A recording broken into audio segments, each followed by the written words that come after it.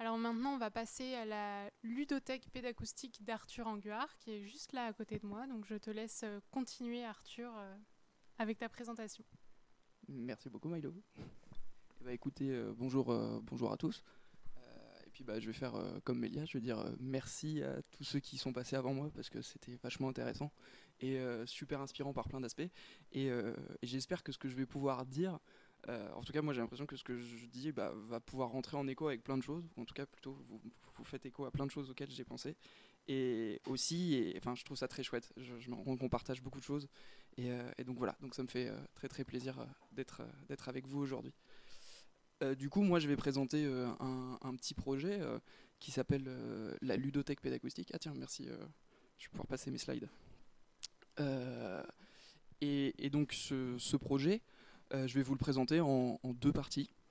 J'ai fait un peu un plan avec une première partie qui va être un peu théorique, on va voir si ça marche, et puis une deuxième partie où je vais plutôt vous présenter vraiment concrètement des jeux, puisqu'on parle d'une ludothèque, et des jeux que j'espère pédagogiques. Donc l'idée de la ludothèque pédagogique, c'est un vaste projet d'éducation populaire qui vise à incapaciter la population, au sens large, vers une appropriation du paysage sonore. Et ce que je vais essayer d'expliquer, c'est dans quelle mesure s'approprier, qu'est-ce que ça veut dire pour un tout petit, et qu'est-ce que ça peut vouloir dire pour un adulte. Donc c'est là que je vais mettre les slides. Donc je sais pas s'il faut que je fasse next slide pour avoir la première. Bah non, voilà. Donc je vais faire à partir de quand on est petit jusqu'à quand on est grand, qu'est-ce que ça peut vouloir dire s'approprier le paysage sonore. Donc je pense que déjà pour un tout petit, s'approprier le paysage sonore, c'est être capable de prendre, être capable de saisir quelque chose. En ce sens-là, on peut se dire que s'approprier le paysage sonore chez un très jeune enfant, ça va être essayer de favoriser le développement de l'écoute, au sens de saisir, être capable d'emmagasiner la matière, déjà de qu'elle nous arrive dessus. Et un deuxième aspect de saisir quelque chose, c'est je saisis quelque chose que je veux prendre, et donc du coup, ça va être essayer de favoriser l'identification à travers du coup des exercices de cette écoute. Et l'identification, c'est à la fois l'identification de son, donc j'entends une plante, j'entends ceci ou cela, mais ça peut être aussi l'identification d'une ambiance sonore. Je sais que c'est l'ambiance de ma maison, que c'est la rue, que c'est, je sais pas, la mairie. Et ça peut aussi être l'identification des émotions. Je sais que ça, c'est quelque chose que j'aime et quelque chose que j'aime pas. Voilà. Donc ça, c'est une première étape pédagogique. Si on passe à une deuxième étape pédagogique dans ce que j'essaye de développer dans la ludothèque, qui va peut-être s'appliquer déjà aux gens un petit peu plus grands, s'approprier le paysage sonore, ça devient être capable de manipuler le paysage sonore. Manipuler le paysage sonore, une fois qu'on est capable de l'écouter et d'identifier un certain nombre de choses, je pense qu'il y a deux voies d'accès vers cette manipulation. Une première, c'est une manipulation que moi j'ai tendance à dire intellectuelle, au sens de j'ai des éléments, je vais en fait analyser le paysage sonore, je vais le décomposer, je vais essayer de créer des liens entre les choses, et je vais faire fonctionner en fait mon appareil rationnel, ma logique, pour essayer de donner du sens à ce paysage. Et c'est ce qui va pouvoir donner naissance, entre autres, à une certaine méthode scientifique. Et donc, à travers l'écoute du paysage sonore, on peut faire des activités pédagogiques qui développent l'esprit scientifique en ce sens. Et une deuxième type de manipulation que j'essaye de développer, c'est une manipulation qui n'est non plus des éléments du paysage mis ensemble, mais en fait de soi avec le paysage entier, prendre le paysage comme un tout. Et du coup, manipuler le paysage sonore, c'est manipuler finalement ses émotions, son dialogue avec le paysage, et ce que moi j'ai tendance du coup à mettre en opposition avec la première approche, c'est-à-dire que c'est plutôt une approche esthétique qui pourrait donner naissance à certaines pratiques artistiques. Et donc voilà, il y a un deuxième type de manipulation que je vais essayer de vous montrer après dans les jeux que je vais vous montrer, que j'essaye de mettre en place. À une troisième échelle, et puis après il y en a une quatrième, et après promis j'ai fini, s'approprier le paysage sonore, ça devient être capable de questionner le paysage. Je me l'approprie, je le questionne, je le manipule, je vais plus loin. Et donc ce questionnement, ça peut être soit on continue dans le développement scientifique et artistique, donc c'est expérimenter le paysage sonore. J'ai une question, je l'expérimente, je la teste. Mais c'est aussi mettre en relation son expérience, enfin mettre en relation le paysage sonore avec son expérience de vie, ce qu'on a déjà eu. Et donc en fait, c'est contextualiser le paysage sonore. C'est apprendre que le paysage sonore, il parle d'histoire, il parle de sociologie, il parle d'anthropologie, de culture, etc. Et ça, c'est aussi quelque chose qu'on peut essayer de mettre en place dans des activités pédagogiques. Et dans le projet de la ludothèque, c'est de le faire sous forme de jeu. Et la dernière échelle, c'est s'approprier le paysage sonore, c'est être capable de le transformer. Et donc transformer le paysage sonore, une fois qu'on l'a pris, manipulé, questionné, c'est se dire que ce paysage sonore, c'est pas un état de fait, c'est quelque chose qui est issu du coup d'une manipulation des hommes aussi qui sont là et des vivants qui sont autour. Et donc c'est aussi se poser la question de aujourd'hui, le paysage sonore dans lequel je vis, est-ce que c'est un paysage sonore subi ou est-ce qu'on est à même de le transformer en paysage sonore choisi. Voilà.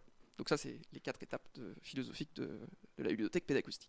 Mais bon, on va passer du coup à des choses peut-être un petit peu plus concrète et donc je vais faire next slide et puis je vais vous présenter 3 projets et je vais commencer par voilà, celui-ci qui je pense est le plus représentatif qui couvre un petit peu le vaste champ. Donc c'est un jeu que j'ai créé en Guyane en 2020, donc l'édition que vous voyez là c'est l'édition Guyane qui s'appelle Mon paysage sonore.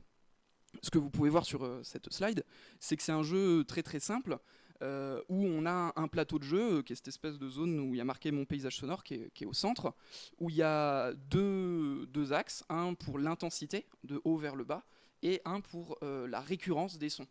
Et donc l'idée c'est qu'on va pouvoir aller sur le terrain où on va pouvoir écouter des sons dans une playlist, par exemple des sons de Paris Inouï qu'on a vu tout à l'heure, et j'ai des petites cartes et je vais pouvoir prendre mes petites cartes et essayer de les placer pour en fait créer visuellement mon paysage sonore. Ça c'est une première étape, hein. On est sur je saisis, je manipule, je développe l'identification.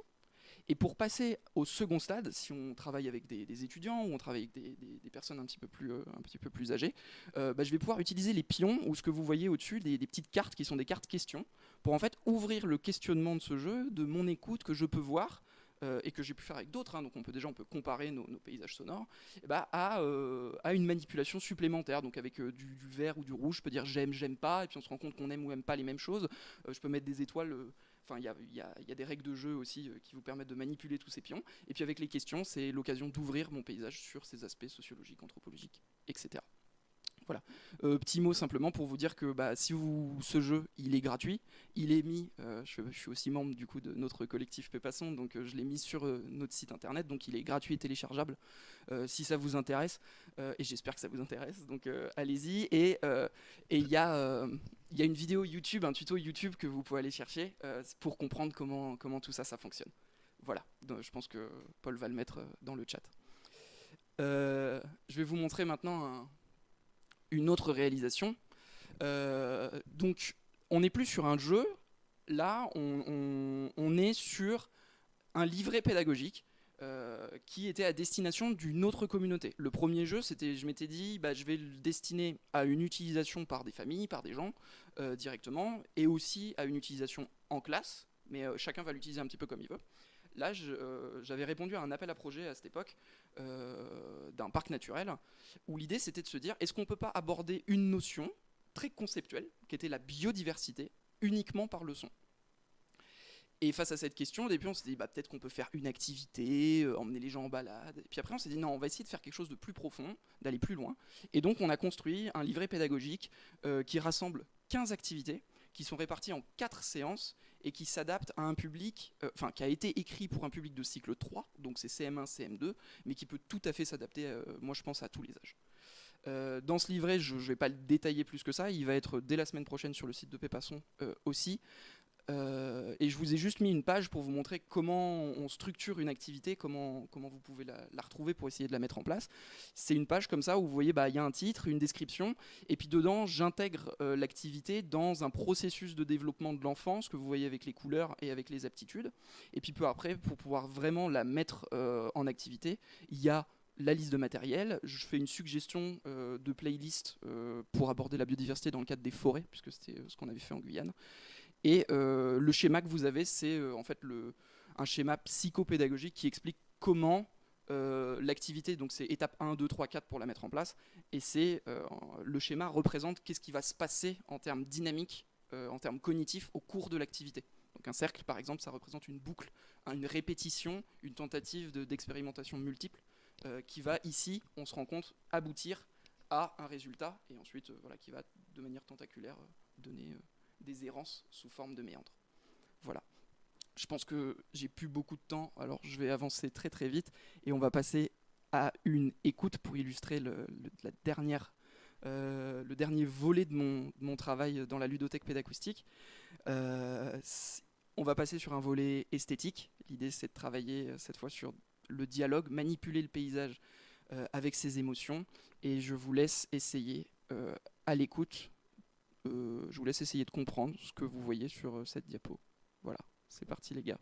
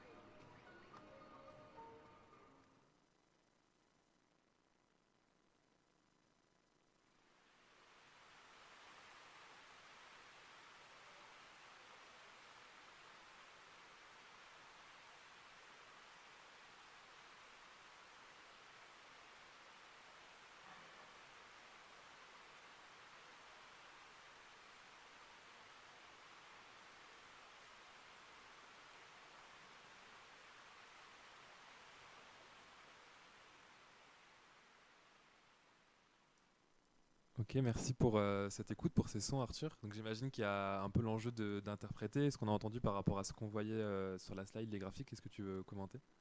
Bah ouais, enfin, avec plaisir. En tout cas, bah, j'espère que, je sais pas si vous avez réussi à interpréter. Donc vous avez peut-être senti qu'il y avait plusieurs phases dans cet enregistrement sonore. Il y en avait 7, et sur la slide, bah, il y a 7 représentations picturales. Et l'idée, c'était de travailler, c'était un atelier qu'on a fait à Lyon pendant le confinement. Donc en fait, je devais emmener normalement des gens en balade à travers Lyon pour faire une écoute. Et bah, il y avait le confinement, donc on n'a pas pu partir en balade. Donc en fait, j'ai fait une fausse balade avec des enregistrements, et on l'a fait en distanciel, en visio. Et le travail, c'était ce que j'ai proposé aux gens, c'était à l'écoute de représenter eux ce qu'ils entendaient et d'essayer de le représenter voilà, de manière abstraite avec des couleurs, etc. Et, et donc là, ce qu'on a vu, c'est ma propre représentation, c'est ce que moi j'ai fait, mais voilà, tout le monde l'a fait, je l'ai fait plusieurs fois. Et donc, ce qui est assez rigolo, c'est que quand on fait cet atelier et qu'on compare nos réalisations, en fait, on se rend compte que quand on a écouté le même paysage, et bien sur l'image qu'on a dessinée, bah, soit on va retrouver des formes en commun, on va retrouver des couleurs en commun, et ça nous invite un peu à questionner ce lien déjà entre les sens, entre les couleurs, les formes, etc. Et ça invite à se questionner sur notre commun, d'où est-ce qu'il vient. Est-ce que c'est nous en tant qu'humains, on partage tous le fait que le jaune, ça m'évoque, moi là, il y avait des traits jaunes, c'était les cloches. Est-ce que c'est nous tous ou est-ce que c'est culturel? Est-ce que c'est local, c'est de la famille? Enfin voilà, à quelle échelle on crée du commun? Et donc voilà, je trouve que c'est un travail qui est ongoing. On va voir ce que ça donne. Ok, super. Pour finir, juste, on a une question de Delphine dans le chat qui demande si le livret pédagogique, tu comptes aussi le rendre accessible gratuitement pour qu'il soit réutilisé. Ouais. Le livret, donc, il existe depuis maintenant 6 mois et je traîne à le publier. Mais oui, il va être d'ailleurs, donc du coup, je me donne comme deadline de le mettre la semaine prochaine sur le site internet. Il est complètement gratuit et on va essayer avec Pépasson de faire des formations sur ce livret aussi pour qu'il vive et pour que vous puissiez vous l'approprier. Mais l'idée, c'est vraiment de le diffuser gratuitement, massivement. Il ne faut pas hésiter, moi, à me contacter pour, je sais pas, vous comprenez pas quelque chose, vous voulez mettre en place quelque chose avec peut-être un peu différemment ou quoi, on peut discuter. Et je pense que ce serait la bonne idée de se mettre en relation, quoi. Voilà.